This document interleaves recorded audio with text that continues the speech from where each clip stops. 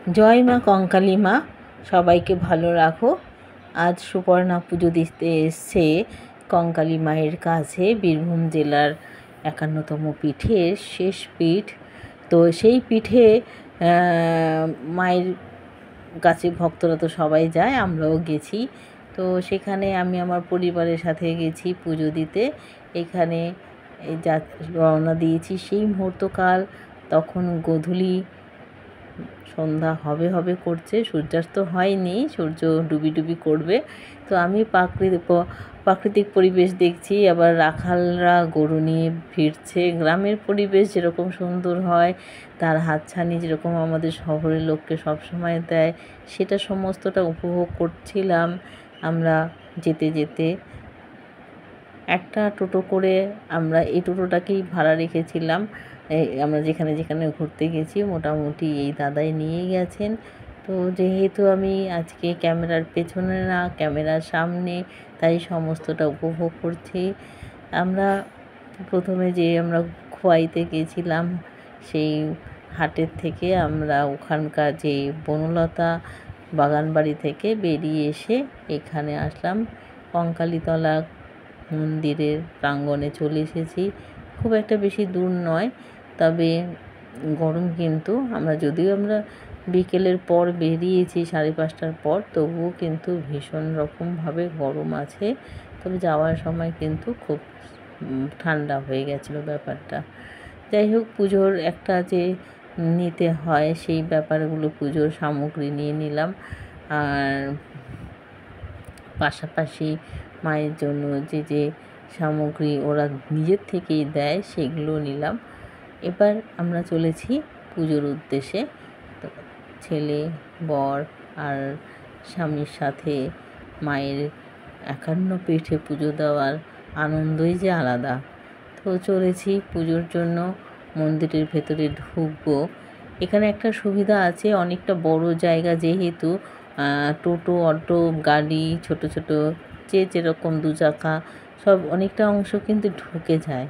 আর মন্দিরটাও দেখছেন কি সুন্দর পরিষ্কার পরিচ্ছন্ন, বাঁধানো, সবটাই ভালো। আর কোনো ভিড় নেই, কোনো তাড়া নেই। পবিত্র মনে আপনি আপনার সময় মতন যতক্ষণ খুশি পারেন বসে থেকে পুজো দিতে পারেন। পুজোর একটা নির্দিষ্ট সময় আছে, কিন্তু পুজো দেওয়ার পরেও আপনি ওখানে ওই স্থানের থেকে একটু সরে আপনি মন্দিরের ভেতরেই দীর্ঘ সময় বসে থাকতে পারেন। এইটার জন্য কিন্তু এই কঙ্কালীতলাটা আমার এত বেশি ভালো লাগে। এর আগের বার গেছিলাম সকালবেলা, তো এইবার যেহেতু আমরা এসেছি তো সকালটা ম্যানেজ করতে পারিনি। এবার এসছি বিকেলবেলা, 5:30টার পর রওনা দিয়েছি, এখন নিশ্চয়ই 6টার কাছাকাছি বাজে। তো যাই হোক, এখানে যেহেতু খেয়ে এসেছি সেই জন্য অঞ্জলিটা নিইনি, কিন্তু পুজোটা নামই হয়েছে, 3 জনের নামেই পুজো ছিল। এখানে পুজো দিয়েছি, আর এত গরমে না ঠান্ডা লেগে গেছে, অত্যধিক ঠান্ডা। জল আইসক্রিম এসবই বেশি খাওয়া হয়েছে। এই যে মা কঙ্কালীর ছবি দেখে নিন, ভক্তবৃন্দকে সবাইকে মা মঙ্গল করুক। আর 4-5টা মন্দির প্রাঙ্গণটাকেও একটু ঘুরিয়ে ঘুরিয়ে দেখিয়ে দেওয়া হচ্ছে। তার কারণ হলো অনেকে আছে অনেক দূরে থাকেন, অনেকে সময়ের জন্য যেতে পারেন না, অনেকে সঙ্গী সাথীর জন্য দূরে যেতে পারেন না। যেমন এই যে আমার শাশুড়ি মা 4 বছর আগেও আমাদের সাথে সর্ব জায়গায় যেত, কিন্তু এখন 4 বছরটা নয়, ঠিক করোনাকালীনের আগে অবধি যেত, এখন আর কোথাও যেতে পারেন না। এখন আমরা 3 জনই যাই যেখানে যাই। তবে আমাদের সঙ্গে যদি কেউ যেতে চায় আমরা তাকেও নিয়ে যাই, আমরাও কারোর সঙ্গে যাই। এখানে একটা টিক্কা পরার তিলক পরিয়ে দিলেন এক বয়স্ক ভদ্রমহিলা। প্রথমে আমি আর ইচ্ছে করছিল না, তো যাই হোক আমার বর বলাতে আমিও পরে নিলাম। আসলে কি এই তিলক পরতে আমার একটু স্বাভাবিকভাবে, সবাই তো সমান হয় না, একটু একটু লজ্জা, একটু একটু ব্যাপারটা থাকে। তো যাই হোক, অচেনা জায়গায় তা পরে নিলাম। অচেনা জায়গায় পড়তে কোনো আপত্তি নেই। আমি সমানে নাক টেনে যাচ্ছি, তার কারণ হচ্ছে ওখানে এত গরম, এখানে এত গরম, তাই ঠান্ডা ছাড়া কিছু খেতে ভালো লাগছে না। ভাত না খেলেও চলবে, মনে হয় খালি শরবত আর ঠান্ডা জল আর এসির মধ্যে বসে থাকা। তো যাই হোক, উনি খুব সুন্দরভাবে এঁকে দিয়েছেন। আর যা দক্ষিণা তো অল্প সামান্য কিছু আমরা যে যেরকম পারি, কোনো নির্দিষ্ট নেই। এই প্রাঙ্গণে বাউলরা বসে যেরকম গান করতে থাকেন, সেই সঙ্গে কিন্তু দিনের বেলায় যখন আসি তখন কিন্তু আমরা দেখতে থাকি যে এখানে যে একটা সুন্দর যে নৃত্য হয়, সেই নৃত্যটা কিন্তু এখানে পরিবেশন হয়। আমি আগের বছরও এসেছি, তখনও দেখেছি। সেখানে কিন্তু আমাদের ফটোও তোলা আছে, যোগদানও করেছিলাম আমরা। খুব ভালো লাগে। তো এই যে একটু ঘুরে ঘুরে বেড়ানো, এবার একটু ঘাটের কাছে যাওয়া।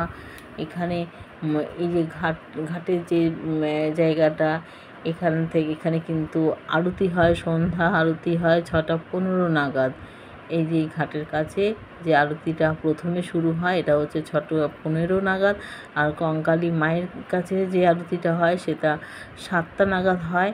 তো আমরা এখানে একটু এক পাক খেয়ে নিলাম, কেননা খুব বেশি সময় নষ্ট করার মতন ইচ্ছে থাকলেও আর কি, ওই পরের দিন ভোরবেলায় উঠে আবার আরেক জায়গায় যাওয়ার তাড়াটাও আছে। তারপরে হোটেলের খাওয়া দাওয়া ওরা বলেছিল 9টার মধ্যে নিয়ে নিতে হবে। তো যাই হোক, এই সবের জন্যই, সমস্ত কিছু কারণের জন্যই বা শরীরের ক্লান্তির জন্যই আমরা যে দীর্ঘ সময় ধরে এখানে ছিলাম তা নয়। এই যে এটা হলো আসল জায়গা, কুণ্ড, যেখানে মায়ের কঙ্কাল বলতে কঙ্কাল নয়, হ্যাঁ, কাঁকাল হচ্ছে কোমরের একটা অংশ, যেখানে আমরা বলতে পারি সহজভাবে কাঁখ।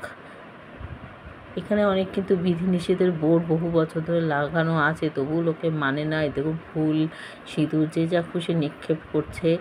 আর এই জল কিন্তু নেওয়া, সাথে বাড়িতে নিয়ে আসা বা মাথায় নেওয়া বারণ। সেটাও কিন্তু অনেকে করছিল। তবে দুই একজন যেমন দূর থেকে মোমবাতি আর ধূপকাঠি দিয়ে আরতি করছিল, সেটা কোনো বিধিনিষেধ নেই। তো সেটা করা যাবে, তো সেটাও করছিল। কিন্তু এখানে টোটালি কিন্তু বারণ, মানে কিছু করারই বারণ। কেননা এই জল নাকি কোনো দিনও শুকোয় না। তো পবিত্র থাকুক। আর প্রকৃতির জন্য যেটা পড়ে, যে সেগুলো তো থাকেই, সেগুলো তো আর আমরা সরাতে পারি না। কিন্তু মনুষ্যকৃত কার্যগুলো সেইগুলো না করলেই ভালো। এখানেও আমরা পাক দিয়ে ঘুরে নিলাম, কেননা পবিত্র স্থান, পবিত্র পুণ্য অর্জন করার জন্যই আমরা যাই। তাই যতটা পারি মন দিয়ে পুণ্যটা অর্জন করে নিচ্ছি। এরপরে আমরা উপরে উঠে আসলাম। উপরে উঠে এই যে এখান দিয়ে আমার বর আগে যাচ্ছে, আমি, তারপর পেছনে আমার ছেলেও আছে। সবাই আমরা এটাকে ঘুরে নিয়ে তারপরে আবার আমরা একটু মন্দির প্রাঙ্গণে গেলাম। সুপর্ণার বন্ধুরা সবাই ভালো থাকুক, এই প্রার্থনাও করছি এখন। আর সেই সময় তো শুধু নিজেদের কথাই বলেছি। আর যারা সাবস্ক্রাইব এখনও পর্যন্ত করেননি, তারা সাবস্ক্রাইব করুন, সঙ্গে থাকুন, পাশে থাকুন। ইচ্ছে হলে যারা নাকি সাবস্ক্রাইব করছেন তারাই কিন্তু অনিচ্ছাকৃত কারণে কিন্তু চলে যাবেন না।